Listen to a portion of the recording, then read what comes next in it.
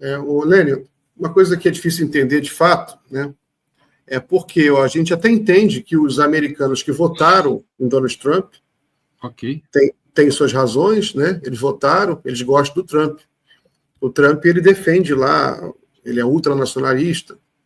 Agora, os brasileiros, né, o que é difícil entender, agora com o discurso de posse do Trump, em que ele foi super agressivo com o resto do mundo, ele deixou bem claro que os Estados Unidos só vai cuidar dos Estados Unidos, foi muito agressivo, tanto no discurso de posse, quanto na coletiva que ele deu. Inclusive, a gente trouxe aqui, no título da live, agressões que ele fez à América Latina, sempre muito vulgares. Né? Ele falou, eles precisam da gente mais do que eles precisam da gente mais do que nós precisamos deles. Todo mundo precisa de nós. Né? Aí, ó, a Yara até separou aí. Como você vê, a repórter perguntou, como você vê a relação com a América Latina e o Brasil? Ótima, deve ser ótima. Eles precisam de nós, muito mais do que precisamos deles. Nós não precisamos deles, eles que precisam de nós. É uma afirmação que eu diria que é, sobretudo, vulgar, né? Porque é um chefe de Estado simplesmente agredindo gratuitamente, né, uma série de outras nações que nunca fizeram mal aos Estados Unidos. Como é que você vê isso, Lênio?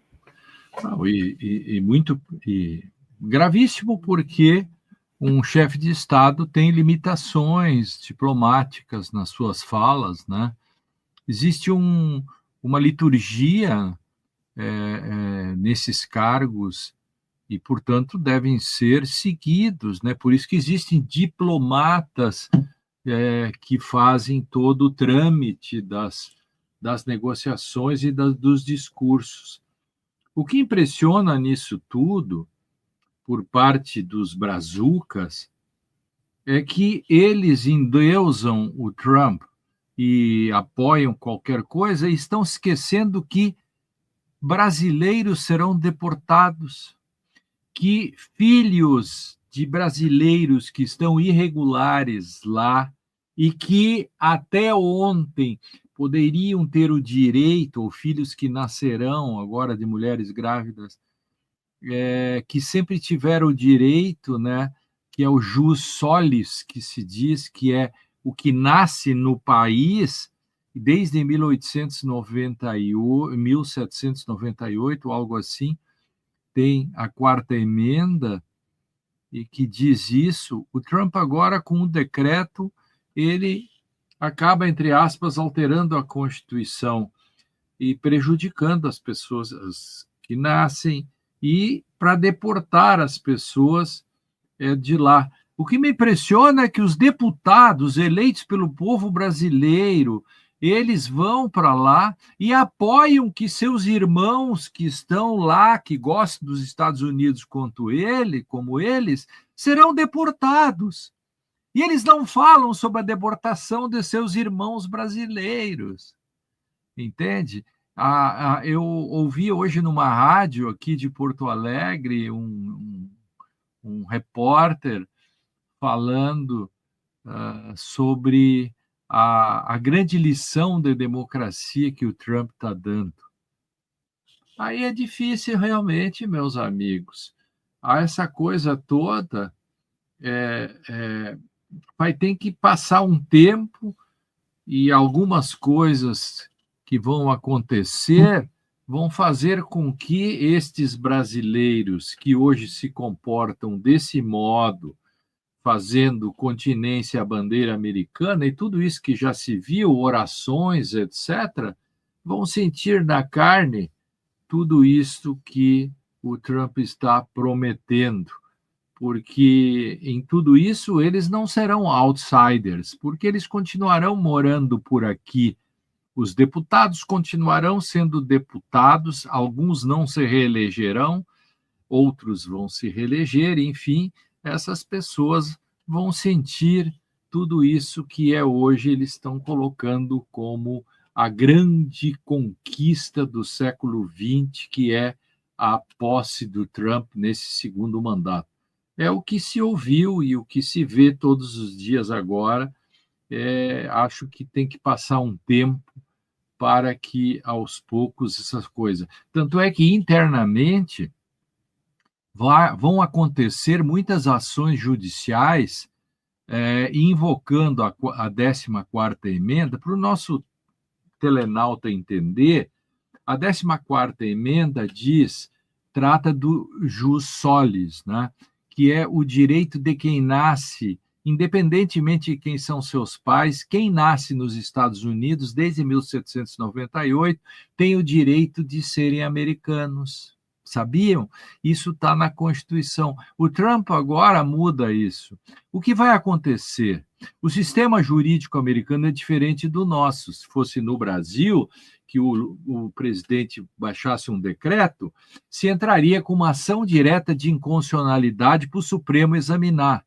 Nos Estados Unidos não existe ação direta de inconstitucionalidade, não existe nenhuma maneira de se chegar à Suprema Corte, a não ser pelo caso concreto, começando na mais baixa comarca ou foro dos Estados Unidos. Então, provavelmente, isto vai ser feito desse modo. As pessoas prejudicadas entrarão e tentarão para ver se o juiz de lá interpreta a Constituição e lhes dê um Mandatory Act, provavelmente um mandado de segurança, para que as pessoas prejudicadas possam ficar nos Estados Unidos. Disso, o Estado recorrerá, isso chegará, mas vai demorar até a Suprema Corte, e a Suprema Corte é que diz por último, porque, para concluir, e nós estamos aqui para explicar isso também, porque nosso programa também aqui é cultura jurídica e institucional.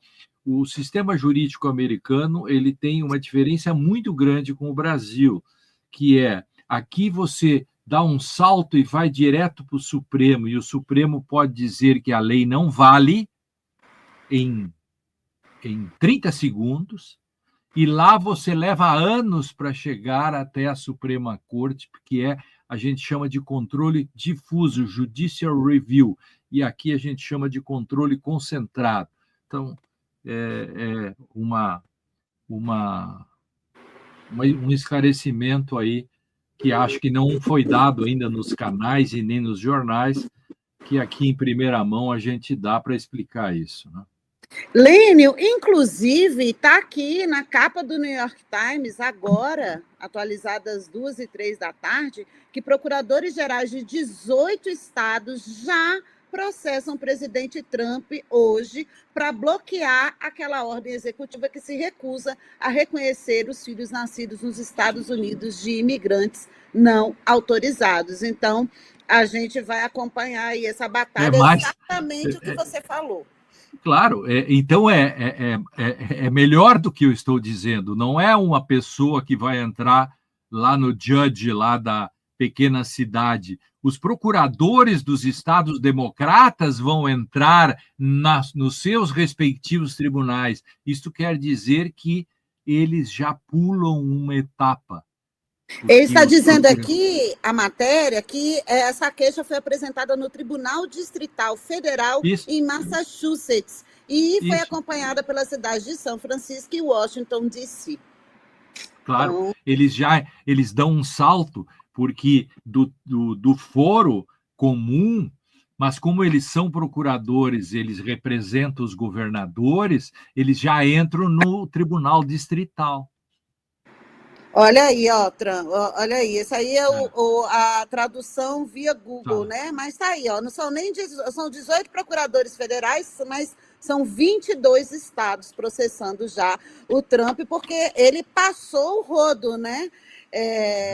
Mas aí tem uma pergunta aqui da nossa audiência que eu acho que vale muito, que será que essas pessoas que ficam defendendo sanção contra o Brasil, inclusive nas entrelinhas dizendo que o Brasil tem que ser invadido mesmo por Trump, não existe crime de traição na nossa legislação, Lênio? Não. Acontece o seguinte, o direito penal sempre corre atrás dos fatos, né? Antes que alguém, quer dizer, a lei que pune o furto foi feita depois que alguém furtou. Então, nós não pensamos que o Brasil seria escroto ao ponto de ter traidores da pátria.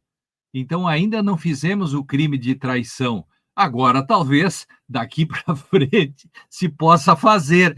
É que antes ocorre o fato e depois o direito. Portanto, trai-se antes e depois, talvez, os legisladores façam um crime de alta traição, né? Alta traição à pátria. Né? Ô, Lênio, eu até vou fazer a mesma pergunta que eu fiz para a Gisele Cittadino, que veio aqui ontem, né? É uma questão bem referente ao campo dos seus estudos, que é a questão se a eleição do Trump ela pode, de alguma forma, influenciar as decisões judiciais e as investigações relativas a Bolsonaro e ao seu grupo, né, em relação a esses processos que estão ocorrendo. O próprio Bolsonaro deu uma entrevista ao New York Times há alguns dias, uma entrevista que ocupou aí uma parte importante, enorme do jornal, mas que o principal da entrevista é que o Bolsonaro tem esperança de que a eleição do Trump ela pode influenciar a justiça brasileira para que eles tenham os seus direitos políticos restituídos e não corra mais o risco de prisão. Isso aí é uma coisa que, embora possa parecer absurdo para ele pensar isso, ele pensa isso, a gente vê, eles vêm repetindo isso de forma insistente, o próprio Eduardo Bolsonaro também. Como é que você vê isso? Bom, vou jogar meus búzios aqui, né, para ver, porque a resposta é muito simples. Tecnicamente, isso não tem nenhum sentido, politicamente, é uma questão de as instituições brasileiras resistirem. O Brasil é um país soberano, o Brasil é a quinta ou a sexta economia do mundo. Não vamos nos acadelar.